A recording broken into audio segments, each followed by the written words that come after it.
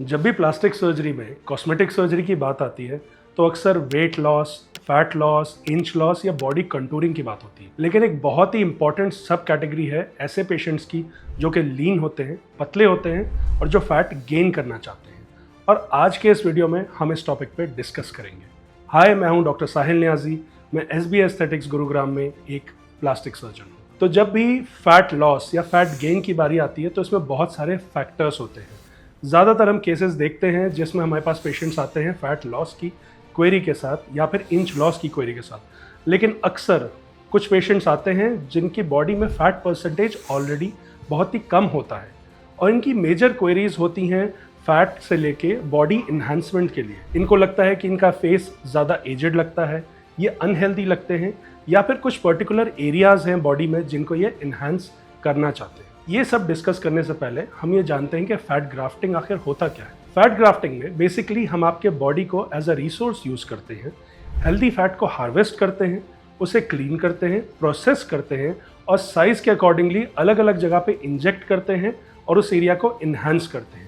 इससे हम वॉल्यूम दे सकते हैं, शेप दे सकते हैं, इनफैक्ट स्किन और हेयर की क्वालिटी भी बेटर कर सकते हैं।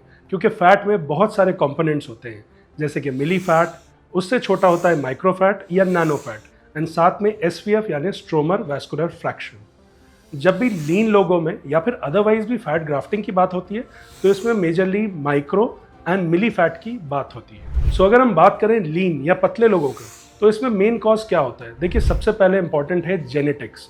अगर आप एक्टोमॉर्फ बायोलॉजी के हैं तो आपकी बॉडी में ऑलरेडी फैट कंटेंट हमेशा से कम होगा। अगर आप एलीट एथलीट हैं, बॉडी बिल्डर हैं, तो फिर आप कोशिश करते हैं कि आपका बॉडी फैट परसेंटेज वैसे भी कम रहे। इसके बाद आते हैं पैथोलॉजिकल कॉजेज, जैसे कि एनोरेक्सिया या फिर हाइपरथायरॉयडिज्म, जिसमें ओवरऑल फैट परसेंटेज बॉडी के मेटाबॉलिज्म पुअर होने की वजह से कम रहता है। ऐसे केसेस में जब पेशेंट चाहते हैं कि उनको फैट ग्राफ्टिंग करवानी है तो हमें सबसे पहले ये देखना होता है कि यूजेबल डोनर फैट है या नहीं।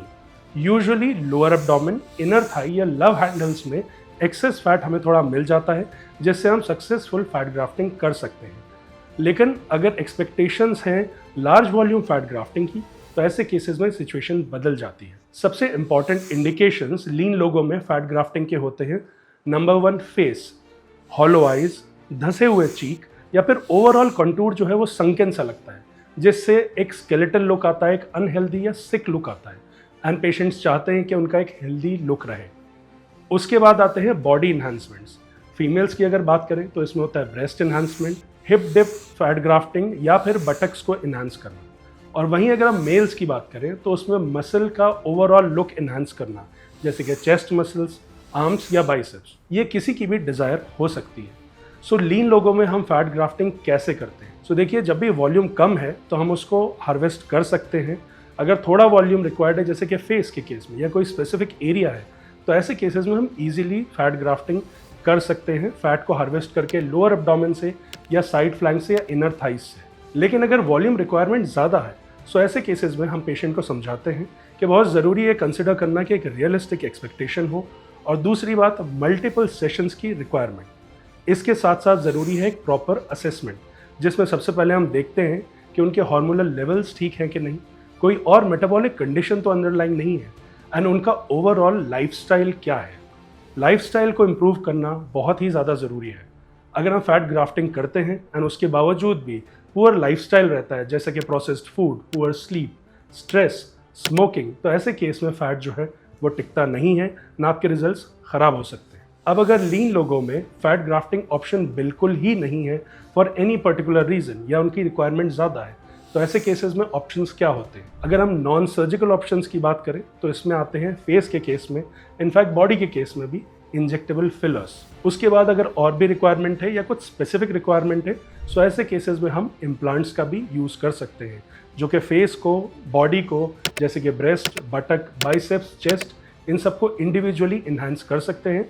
बट ये थोड़ी ज़्यादा इन्वेजिव सर्जिकल प्रोसेस होती है। सो इस वीडियो के थ्रू मैं इवेंचुअली ये कहना चाहता हूँ कि इवन लीन लोगों के लिए भी फैट ग्राफ्टिंग एक बहुत ही अच्छा ऑप्शन है, एंड अगर इन्हांसमेंट की और ज़रूरत है तो हम मल्टीपल सेशंस या इम्प्लांट्स या फिलर्स को भी यूज़ कर सकते हैं। आई होप ये वीडियो आपको इन्फॉर्मेटिव लगा होगा। अगर आपको ये वीडियो पसंद आई है तो इसे लाइक करें, अपने फ्रेंड्स एंड फैमिली के साथ शेयर करें आपके कुछ भी डाउट है फैट ग्राफ्टिंग से लेके तो उन्हें कमेंट बॉक्स में मेंशन करें और हम उन्हें आंसर करेंगे। Thank you for watching.